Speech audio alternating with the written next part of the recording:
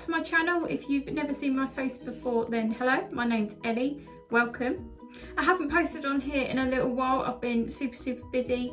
I think it's been maybe 4 or 5 months since I last uploaded, which is quite a long time. I've been busy with a few things. Number one is having Willow, our new cat, settle in. We've had her for 4 months now. She's just amazing. She's as good as a little cat can be. She settled into our family so well and we're really enjoying having her. And it's nice just to have a little sass pot around the house. She just bosses us around in her cat language. Second thing is I've actually had laser eye surgery. I had it in August. I've had my eyesight completely corrected. So I now have 20/20 vision, which is amazing. It was the best decision I've ever made in my whole entire life, I think. It's just changed everything for me, absolutely everything. And I'm so grateful to be able to have the opportunity to do it. And then the other thing I've been busy with is me and my husband started IVF treatment, which is what I'm going to talk you through today. So to start off with, why are me and my husband doing IVF treatment? Basically, I have inherited Huntington's disease. If you don't know what Huntington's disease is, basically everybody in this world has a Huntington gene, everyone, and mine is overly expanded, so it makes much more Huntington protein than what it's meant to. So this Huntington protein helps everything in your motor system, so it helps you walk, talk, move, everything. And because I have far too much Huntington protein, it starts attacking my motor system rather than helping it. So over time, your motor system begins to rot and eventually you lose the ability to walk, talk, everything that your motor system helps you do. And at the moment, I'm fine. However, the symptoms usually start midway through your life. At the moment, I am fine, but in the future, I will start to have symptoms, and Huntington's does eventually result in death, not by Huntington's itself, but usually by secondary illness like pneumonia and things like that. I have lost a few family members to Huntington's disease. We lost my nan, 2 of my aunts, and my mum. So because of this disease being so brutal, we do want to zero out the risks completely, passing on to a child. I'd rather have no children than have the risk of passing it on. So IVF was pretty much our only option for starting a family. So we're doing IVF PGD, which is pre-genetic diagnosis, where it's a normal round of IVF. So you're injected with hormones to make your eggs grow and multiply. Usually you only ovulate 1 egg a month, but with IVF they kind of try and get as many out of you as possible. So the hormones make your eggs grow and multiply. They will collect those eggs and then fertilise them, and then they will see how many of these eggs make it to embryo stage, which is within 6 days' time, which numbers are expected to drop quite dramatically there. And then whatever embryos that they've managed to get, then they will be sent for the genetic testing. Now with Huntington's, there is a 50% chance per embryo. So with all of our counselling that we've had with IVF, we've been told that basically there's chances that all embryos that we've got could come back with the disease, which I've known to happen with people. All of them could be fine, or we could have kind of an equal split kind of thing.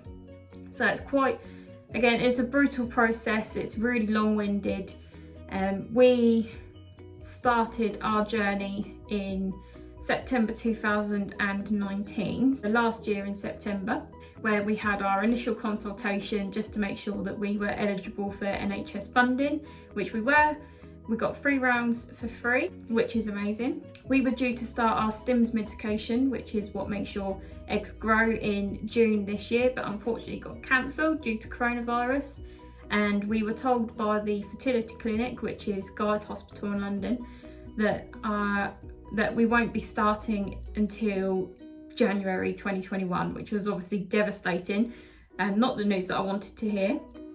However, within a few weeks, things had started to quiet down and they offered us a place to start our IVF treatment in September, which actually landed on September 4th, which was amazing. We started our stim medication, and I'm going to show you the needles that I had to use. So if you don't like needles, skip ahead. I did my husband done it for me on the first occasion, but I just found it much easier to do it myself because I felt more in control. The first injection that I had to use was gonal F. I'm just going to cross-reference everything in my IVF book. I've got it all written down, so do bear with me just 1 second. So this here is gonal F, as you can see. It's just basically a little preloaded pen. This one is empty, and the needles I'm going to be showing you haven't been used, so they're all completely sterile. But this is the preloaded pen. You just simply take the cap off, and this is how the needles come. So you just simply peel this off, screw it on, and the IVF nurses would tell you how much of a dose you need. So at the minute it's set to 0. I was on 225 of this, so I'd wind it up to 225, which is that there. And you would take the cap off. This was the needle. I don't know if you can see that. It's a bit fuzzy. This was the needle, not too large at all. It looks worse on camera. It's a very small needle. And you would simply just squeeze a bit of your tummy fat, you put it in, you just press it down until the medication come out, and then you're all done with that. So I was on 5 days of just gonal F in the tummy in the evening, and then on day 6 I went on to 2 injections. So gonal F still in the evening. I think it's pronounced Firamidel, something like that, Firamidel. That was in my thigh, which I feel was the worst of the injections. Didn't really think much of that one. And this is Firamidel. It's preloaded. And this is the needle here, so much bigger, and as you can see it's got kind of a, what do you call that, tapered end. You put this one in at an angle and then just inject. Gonal F, which is the preloaded pen, helped to stimulate my eggs and follicles to make them grow and multiply, and the Firamidel was to stop me from ovulating. Now on day 7 of my stims medication, I woke up in absolute agony, worst pain that I've ever felt in my whole entire life. No exaggeration. The pain was all up by my ribs. I could barely move, I could barely talk. I even went into work with this pain and got sent home early. When I got home, I started vomiting. I thought that it was all completely linked to the IVF, so I was on the phone to the IVF clinic asking them for advice basically, and they thought that it could be twisted ovaries, so asked me to go into A&E. And when I got into A&E, at this point I was screaming out in pain. I couldn't even think straight. I felt like my insides were genuinely dying. It was just unreal pain, and I found out that I had appendicitis, which was not great. I actually had to have a 3-day stay in hospital, and there was a ton of complications because one minute they thought it was appendix, next they thought it could have been something else. So I actually got pushed to the back of the queue of importance, and my appendix wasn't removed until it was on the verge of erupting on day 3. Throughout my stay at hospital, I was on tramadol, I was on morphine and paracetamol, all of which were barely even touching the pain, but some really mind-bending drugs. And I honestly thought that it was gonna ruin my whole round of IVF and I was still injecting whilst I was in hospital. So I got out of hospital on the 14th of September, and 2 days after that I had my first checkup to check how my follicles were getting along, and we actually had to hire a wheelchair so that my husband could push me around the hospital because I could barely even stand up after my surgery. So that was fun. When we got to hospital and had my scan, I was told that because of everything that had gone on with my body trying to keep itself alive, basically it had stumped the growth of my follicles. So I had to do another few days of injections, and my egg collection was pushed back slightly, but they were all completely unharmed, they were healthy, they just weren't as big as what they needed to be for collection. After hearing this news that I needed to do more injecting, I honestly had points where I felt like I needed to give up and just come back when I was feeling better after the appendicitis. I was so unbelievably beaten up after having the surgery. My body ached, I was hurting, and my eggs were growing and my ovaries were like melons inside of me basically, and I just was so uncomfortable. I was in so much pain. My mental health took a little bit of a hit, but with my husband's help I kept going, I kept injecting, kept resting, and finally we were allowed to do our trigger shot, which was to help you manually ovulate ready for egg collection in a couple of days after that. We took our trigger shot on the 19th of September. This was our injection. This was one that you had to draw up yourself. And this was the needle. So again, a little bit bigger, but it was still fine. I could put this one in my tummy, which was fine. I was used to doing that. I just didn't like the leg ones. And this one was one that you draw up yourself. So you put it in the vial, draw up the amount that you need. So finally, the day come, the 21st, which was a Monday in September, and I could have my egg collection. It was booked in for 9:30, and obviously Guy's Hospital's in London. I'm in Portsmouth, so we had to get up really early. The traffic was horrendous as well. I thought we was going to miss our appointment and the whole thing would have been ruined. It was pretty straightforward. We got there, gowned up, and then I was put to sleep. And once I woke up, I was told that we had an amazing number of 19 eggs collected, which was just a breath of fresh air. After everything bad that had happened over the last few weeks, it was just nice it was just such good news. And we were sent home pretty quick after that, and I went home and I recovered.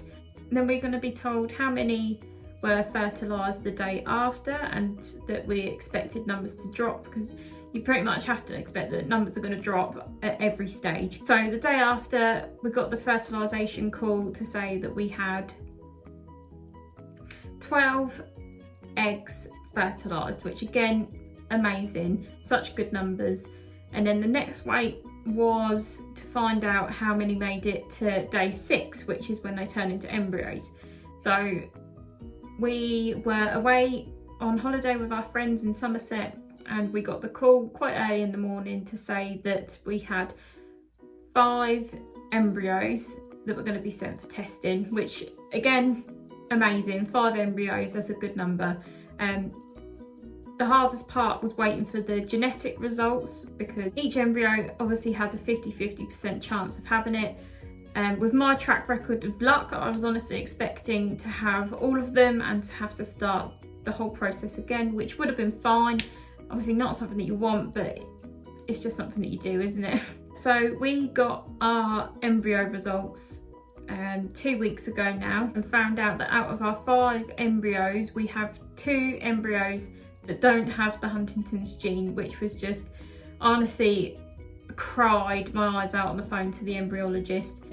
It's beyond amazing news. It's the best news that I've had in such a long time, and people that are close to me know that good news does not come easily to me. It seems to get lost in the post somewhere, but it was just, honestly, best news ever. So now that we have 2 healthy embryos, the next process is for a transfer, for it to be put back inside to hopefully start a pregnancy. And the waiting time for this is around 3 to 4 months, which is a long time to wait, but it will go quickly, I'm sure. And the amazing thing with having 2 embryos is if the transfer failed, then we have a backup. embryo. And if that one fails, then we'll have to go through the whole process again. But my body is capable of carrying a pregnancy. I'm not infertile, I don't have any fertility issues. It's just the genetic side of things. So I'm hoping, fingers crossed, that the transfer is going to work first time. If it does, then we have an embryo spare that we can freeze and pay for a transfer later on if we wanted to. But at the moment, both me and my husband agree that we just want one child at the moment, but things might change in the future, they might not. We have those options there if it works. So that's everything. I hope you enjoyed today's video. If you have any questions regarding the IVF, just comment down below, or about the laser eye surgery, if you want me to make a video on that, because it's such a weird and interesting process. I went into laser eye surgery not really having anybody else's perspective on it, and there's not really many videos about it, so if you want me to make a video, then I can do. It was really strange. Anyway, hope you enjoyed today's video. Don't forget to like and subscribe, and I will see you in the next one.